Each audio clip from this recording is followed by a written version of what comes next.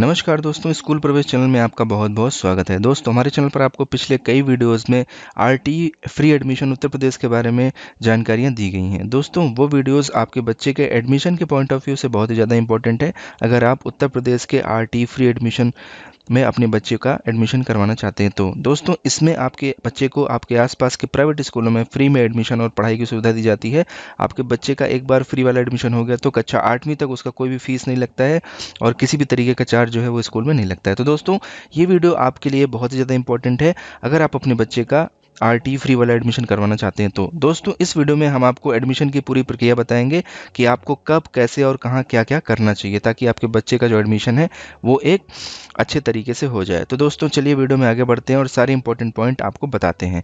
दोस्तों, यहाँ पर हमने कुछ पॉइंट्स बनाए हैं जो कि आपको जान लेना बेहद ज़रूरी है और ये एडमिशन के पॉइंट ऑफ व्यू से भी बहुत ही ज़्यादा इंपॉर्टेंट हैं। तो दोस्तों, एडमिशन जो है वो सिर्फ ऑनलाइन मोड में होता है। इसके लिए ऑनलाइन फॉर्म भरे जाते हैं। इसकी अपनी एक वेबसाइट होती है, वो वेबसाइट मैं आगे इसी वीडियो में आपको बताऊंगा कि कौन सी है। इसके लिए कोई भी ऑफलाइन फॉर्म नहीं भरे जाते हैं। तो बच्चे का जो पूरा एडमिशन का प्रक्रिया होगा वो ऑनलाइन माध्यम से होगा। ऑनलाइन एप्लीकेशन फॉर्म भरे जाएंगे और उसके आधार पर आपके बच्चे का आगे एडमिशन हो सकता है। ऑफलाइन फॉर्म नहीं भरे जाते हैं। उसके बाद दोस्तों, दूसरा जो पॉइंट है वो ये है कि पूरी आरटी एडमिशन की जो प्रक्रिया है सिर्फ नीचे दी गई वेबसाइट के माध्यम से कराई जाती है। इसकी कोई दूसरी वेबसाइट या फिर ऐप नहीं है। दोस्तों, अगर आप इंटरनेट पर जाते हैं, अगर कोई दूसरी वेबसाइट आपको दिखती है तो आप उस पर ना जाएं। हो सकता है वो कोई स्कैम वाली वेबसाइट हो, आप वहां पर सारी जानकारी भरें और आपके साथ कुछ गलत हो जाए। इसके लिए दोस्तों, जो ऑफिशियल वेबसाइट है ये https://rte25.upsdc.gov.in/ यही जो है ऑफिशियल वेबसाइट है। इसके जरिए जो है उत्तर प्रदेश आरटी एडमिशन की जो प्रक्रिया है वो पूरी की जाती है। उसके बाद दोस्तों, ऑनलाइन फॉर्म भरने के लिए किसी भी तरह का जो है वो सरकारी फीस नहीं लगता है। कल को अगर कोई आपके सामने और कहे कि हमने आपके बच्चे का फॉर्म भरा है, लाइए जो है 1000-2000 रुपये दीजिए, तो दोस्तों ऐसा कुछ नहीं है। किसी भी तरीके का जो है वो सरकारी फीस नहीं लगता है ऑनलाइन फॉर्म भरने के लिए। हाँ, अगर आप साइबर कैफ़े के माध्यम से फॉर्म वगैरह भरवाते हैं तो वो जो अपना एक सर्विस चार्ज के तौर पर है वो ले सकता है आपसे कुछ रुपए। उसके बाद दोस्तों, पूरे एडमिशन प्रक्रिया के दौरान किसी भी प्रकार का कोई पैसा नहीं लगता है। तो दोस्तों, अगर कोई आपसे आके कहे कि इस एडमिशन की इस स्टेप में जो है इतने पैसे लगेंगे तो आपको इतने पैसे देना है, तो बिल्कुल आप इस चीज़ से बचकर रहें। आपको कोई भी पैसा नहीं देना है। जैसे कि बहुत सारे लोग कहते हैं कि ये पैसा आप हमको इतना दीजिए और आपका एडमिशन हम पक्का करवा देंगे। तो दोस्तों, ये गलत है। ऐसे दलालों के चक्कर में ना फंसे। जो एडमिशन की प्रक्रिया है, सही प्रक्रिया है, उसको अपनाएं और सही प्रक्रिया के माध्यम से अपने बच्चे का एडमिशन करवाएं।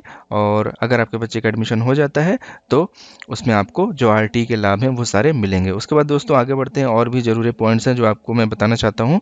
तो अगला पॉइंट ये है कि आप अपने सारे ओरिजिनल डॉक्यूमेंट्स के आधार पर ऑनलाइन फॉर्म भरें, क्योंकि आपके बच्चे का एडमिशन के लिए अगर चयन होता है तो जो ओरिजिनल डॉक्यूमेंट्स हैं उनको ऑनलाइन भरे गए फॉर्म से वेरीफाई किया जाएगा। जो जानकारी आपने ऑनलाइन एप्लीकेशन फॉर्म में भरी हुई है वो आपके ओरिजिनल डॉक्यूमेंट से मिलान कर रहे हैं या नहीं। अगर जानकारी सही से मिलान नहीं होती है तो आपके बच्चे का एडमिशन रद्द किया जाता है, भले ही उसका नाम जो है लिस्ट में आ गया हो।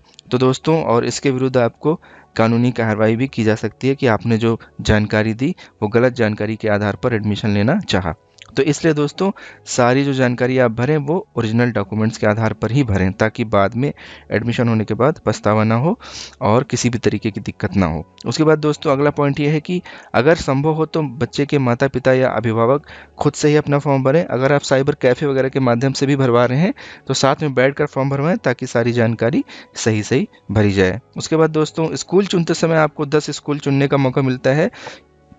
यदि उस एरिया में 10 स्कूल आते हैं तब प्रयास कीजिए कि जिसमें एडमिशन करवाना है उसको सबसे ऊपर रखें, पहले नंबर पर चुनें। उसके बाद दूसरा, तीसरा, ऐसे ऐसे करके 10 के 10 स्कूल को चुनें। इससे क्या होता है कि 10 के 10 स्कूलों में किसी न किसी में आपके बच्चे के एडमिशन का चांस बढ़ जाता है। तो दोस्तों, अगर वहाँ पर 10 स्कूल शो हो रहे हैं तो आप 10 के 10 स्कूल को चुनें। इस तरीके से आपके बच्चे के एडमिशन का चांस जो है वो बढ़ जाएगा। उसके बाद दोस्तों, आगे बढ़ते हैं और आपको एडमिशन का पूरा प्रोसेस समझाते हैं कि एडमिशन में कितने स्टेप होते हैं, आपको एज अ पेरेंट्स क्या करना चाहिए और स्कूल की इसमें क्या भूमिका रहती है। तो चलिए आगे बढ़ते हैं और आपको ये भी एक्सप्लेन करते हैं। तो आपके सामने यहाँ पर एक फ्लो चार्ट दिख रहा है। इस फ्लो चार्ट के माध्यम से मैं आपको समझाऊंगा कि एडमिशन की पूरी प्रक्रिया क्या होती है। तो दोस्तों सबसे पहला जो स्टेप होता है वो है नोटिफिकेशन फॉर एडमिशन। तो एडमिशन के लिए एक सरकारी जो है वो नोटिफिकेशन जारी किया जाता है, जिसमें आपको बताया जाता है कि एडमिशन जो है वो कितने चरणों में होगा। दोस्तों आरटी फ्री एडमिशन जो होता है वो कभी कभी 3 चरणों में, कभी कभी 4 चरणों में, कभी कभी 5 चरणों में, इस हिसाब से किया जाता है। अगर तीसरे चरण तक सीटें भर जाती हैं तो चौथे चरण को नहीं किया जाता है, 5वें चरण को नहीं किया जाता है। इसी तरीके से अगर तीसरे चौथे चरण के बाद सीटें खाली रह जाती हैं तो चौथा या 5वां चरण जो है वो भरा, उसके लिए जो है फॉर्म आमंत्रित किए जाते हैं। तो दोस्तों जो एडमिशन के लिए नोटिफिकेशन है वो उसी सरकारी वेबसाइट जो है UPRT25 वाली जो है, जो मैंने अभी आपको पहले दिखाया, उसी वेबसाइट पर ही जो ये नोटिफिकेशन है वो आती है। और वहाँ पर आपको पूरा एडमिशन का शेड्यूल भी दिखेगा कि कब से कब तक आप फॉर्म भर सकते हैं पहले चरण के लिए। उसके बाद फॉर्म को कब से कब तक अधिकारियों के द्वारा वेरीफाई किया जाएगा, उसके बाद लॉटरी निकालने की डेट क्या होगी, और उसके बाद फाइनली आपके बच्चे का जो स्कूल का अलॉटमेंट है वो किस डेट को होगा। तो तीसरे या चौथे चरण, जितने भी चरणों में एडमिशन होगा, उन सारे चरणों की अलग अलग जानकारी वहाँ पर रहती है। तो दोस्तों अगर आप हमारे चैनल को सब्सक्राइब किए हैं तो हमारे चैनल के माध्यम से भी आपको पता चल जाएगा कि नोटिफिकेशन आया है, और नोटिफिकेशन में कब कब क्या क्या करना है वो भी हम आपको अपने वीडियोज़ के माध्यम से बताएंगे। उसके बाद दोस्तों नोटिफिकेशन जारी होने के कुछ दिन बाद जो है वो ऑनलाइन एप्लीकेशन फॉर्म खुल जाते हैं। जिस डेट को नोटिफिकेशन में बताया गया रहता है, विज्ञापन में बताया गया रहता है कि इस डेट से फॉर्म भरे जाएंगे, उस डेट पे जो है वो ऑनलाइन एप्लीकेशन फॉर्म भरने के लिए वेबसाइट खुल जाती है। तो आप जो है उस डेट से अपने बच्चे का ऑनलाइन एप्लीकेशन फॉर्म भर सकते हैं, खुद से भर सकते हैं या फिर साइबर कैफ़े से भरवा सकते हैं। उसके बाद दोस्तों एज अ पेरेंट्स आपको सही सही फॉर्म भरना है और फॉर्म को सबमिट करना है। सबमिट करने के बाद सबमिट किए हुए फॉर्म का जो प्रिंट आउट है वो भी लेकर रख लेना है। रजिस्ट्रेशन, पहले आपको रजिस्ट्रेशन करना पड़ेगा, रजिस्ट्रेशन का भी प्रिंट आउट लेना है। उसके बाद जब आप फाइनल फॉर्म सबमिट करेंगे तो उसका भी आपको जो है वो प्रिंट आउट लेकर रखना है, रजिस्ट्रेशन वाले का भी और फाइनल फॉर्म का भी। तो इस तरीके से जब आप फॉर्म सबमिट कर देते हैं उसके बाद लॉटरी की प्रक्रिया की जाती है। ये जो है बैक एंड में होता है, यानी कि बैक डोर से होता है। ये लॉटरी की जो प्रक्रिया होती है अधिकारियों द्वारा की जाती है। तो ये लॉटरी की जो प्रक्रिया है इसमें आपके बच्चे की लॉटरी लिस्ट में नाम आता है। अगर आपके बच्चे का लॉटरी लिस्ट में नाम है तो वो सिलेक्टेड है यहाँ पर, और अगर बच्चे का लॉटरी लिस्ट में नाम नहीं है तो वो सिलेक्टेड नहीं है, वहाँ से वो जो है एडमिशन प्रक्रिया से बाहर हो जाता है। और अगर सिलेक्टेड है तो फिर उसको जो है स्कूल अलॉट होता है, स्कूल का नाम लिख के आता है कि इस स्कूल में आपके बच्चे का जो है वो आरटी में एडमिशन के लिए अलॉट हुआ है। आप फिर उसके बाद अगली प्रक्रिया करेंगे जो कि डॉक्यूमेंट वेरिफिकेशन है। डॉक्यूमेंट वेरिफिकेशन के लिए आप सारे ओरिजिनल डॉक्यूमेंट्स लेकर अपने पास के जो खंड शिक्षा अधिकारी हैं, जिसको कि ब्लॉक एजुकेशन ऑफिसर है, वहाँ पर लेकर जाना होता है। सारे जो ओरिजिनल डॉक्यूमेंट्स हैं वहाँ पर वेरीफाई होते हैं। उसके बाद जो ब्लॉक एजुकेशन ऑफिसर हैं, खंड शिक्षा अधिकारी, वो आपको एक प्रमाण के तौर पर एक प्रमाण पत्र बना कर देते हैं कि आपके बच्चे का इस पर्टिकुलर स्कूल में जो है आरटी के तहत एडमिशन हो गया है। फिर वो आप कागज़ जो प्रमाण पत्र है उसको लेकर आप स्कूल में आते हैं। फिर वहाँ पर भी आपके बच्चे का जो ओरिजिनल डॉक्यूमेंट्स है वो सब मांगा जाता है, वेरीफाई किया जाता है। उसके बाद फोटोकॉपी लेके ओरिजिनल डॉक्यूमेंट्स जो है लौटा दिया जाता है। उसके बाद अगर सब कुछ सही सही वेरीफाई हो जाता है तो आपके बच्चे का अलॉटेड स्कूल में एडमिशन हो जाता है।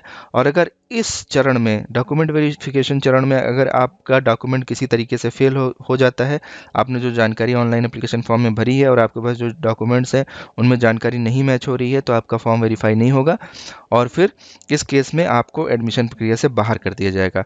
तब दोस्तों अगर आपको इस स्टेप में एडमिशन प्रक्रिया से बाहर किया गया है, यानी कि लॉटरी लिस्ट में नाम नहीं आया है, तो आप दूसरे चरण में भी अप्लाई कर सकते हैं और ये सारा प्रोसेस दूसरे चरण में होगा। अगर उसमें नाम आ जाता है तो ठीक है, अगर उसमें फिर नाम नहीं आता है, फिर से अगर आपको इसी स्टेप पर एग्जिट किया जाता है, बाहर कर दिया जाता है, तो फिर से तीसरे चरण के लिए आप अप्लाई कर सकते हैं। उसमें भी ये सारे स्टेप्स जो है वो दोहराए जाएंगे। इसी तरीके से अगर आपके बच्चे का नाम किसी भी चरण में नहीं आता है तो अफसोस बस फिर आपको अगले साल ट्राई करना पड़ेगा, किसी और कक्षा में ट्राई करना पड़ेगा या फिर किसी और स्कूल में ट्राई करना पड़ेगा। इसी तरीके से अगर आपका डॉक्यूमेंट वेरिफिकेशन में अगर आपका डॉक्यूमेंट नहीं वेरीफाई होता है तो यहाँ से आपको एडमिशन प्रक्रिया से बाहर कर दिया जाएगा और आपको जो है कारण बताया जाएगा कि आपका डॉक्यूमेंट क्यों नहीं वेरीफाई हुआ।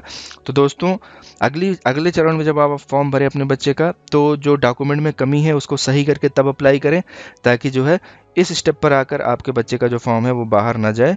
क्योंकि इस स्टेप पर आकर अगर आपके बच्चे का फॉर्म बाहर जाता है तो बहुत ज़्यादा जो है वो तकलीफ़ होती है। क्योंकि ऑलरेडी बच्चे का सिलेक्शन हो गया था, स्कूल अलॉट हो गया था, लेकिन डॉक्यूमेंट ना वेरीफाई होने की वजह से ये जो है बच्चा जो है वो एडमिशन प्रक्रिया से बाहर चला जाता है। तो दोस्तों भगवान करे कभी किसी बच्चे के साथ ऐसा ना हो, तो इसके लिए आपको सावधानी बरतनी होगी as a parents, as a अभिभावक, कि आपके जो डॉक्यूमेंट्स हैं वो पूरी तरीके से रेडी हों। हमारा इतने पहले से वीडियो बनाने का यही लक्ष्य रहता है कि आपके सारे डॉक्यूमेंट दुरुस्त हों, ताकि एडमिशन की पूरी प्रक्रिया बच्चा पूरा करे और उसका डॉक्यूमेंट वेरीफाई हो और उसको अलॉटेड स्कूल में एडमिशन मिले और वो अपनी पढ़ाई कक्षा 8वीं तक बिल्कुल फ्री में RTE ऐड के तहत पूरी करे। तो दोस्तों ये पूरा जो है एक एडमिशन का प्रोसेस है जिसके थ्रू जो है गार्जियंस को, बच्चे को जो है वो गुजरना होता है, और ये सारे स्टेप्स फॉलो करके आपके बच्चे का RTE वाला जो फ्री एडमिशन है वो आपके आसपास के प्राइवेट स्कूलों में जो स्कूल अलॉट होता है उसमें किया जा सकता है। तो दोस्तों उम्मीद करते हैं कि जानकारी आपको ज़रूर पसंद आई हुई होगी और इससे आपको ज़रूर कुछ ना कुछ यूजफुल जानकारी मिली होगी। तो दोस्तों ऐसे ही वीडियो अगर आप आगे और देखना चाहते हो तो आप हमारे चैनल को सब्सक्राइब करें, बेल वाला घंटी वाला जो निशान है उसको ज़रूर दबाएं, ताकि आगे आने वाली सभी वीडियो आपको टाइम से मिले। दोस्तों अभी एप्लीकेशन फॉर्म नहीं आए हैं, जैसे एप्लीकेशन फॉर्म आते हैं तो आपको सबसे पहले इन्फॉर्मेशन दी जाएगी। जैसे ही नोटिफिकेशन रिलीज़ होता है तो ऑफिशियल नोटिफिकेशन दिखाकर हम आपको जानकारी देंगे कि कब क्या कैसे आपको करना है। और दोस्तों इस वीडियो को आप लाइक करें अगर आपको वीडियो अच्छी लगी हो तो, और इस वीडियो को आप आपस में भी शेयर करें ताकि ज़्यादा से ज़्यादा बच्चों तक ये वीडियो पहुँचे।